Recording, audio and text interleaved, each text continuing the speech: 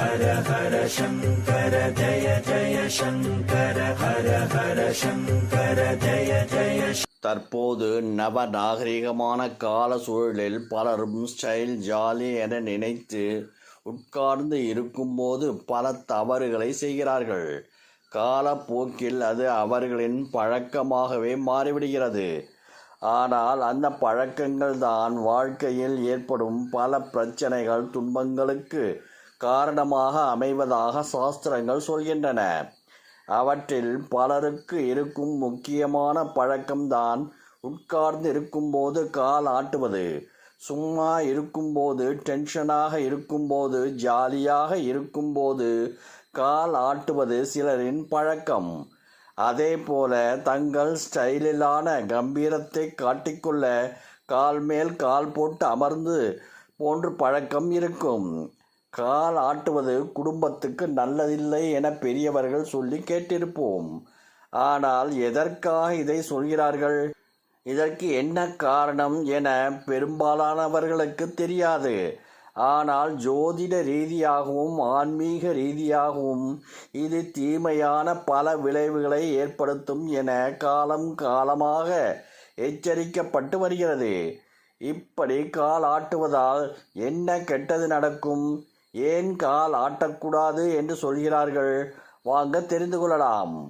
ஜோதிட சாஸ்திரப்படி கால் ஆட்டுவதால் ஜாதகத்தில் சந்திரனின் நிலை சரியில்லாமல் ஆகும். இதனால் கஷ்டம் வரும்.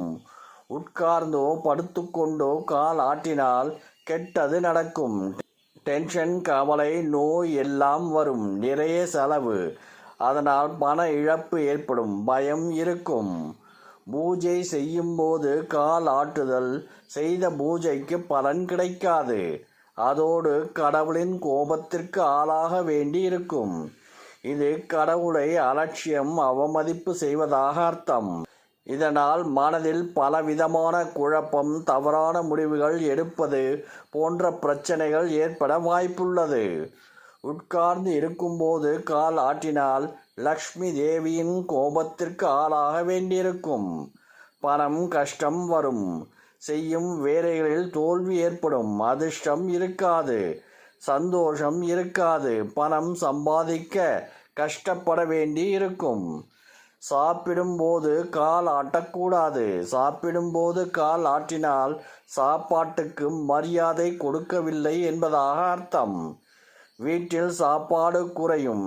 சாப்பிடும்போது கால் ஆட்டினால் கெட்ட சக்தி வரும்.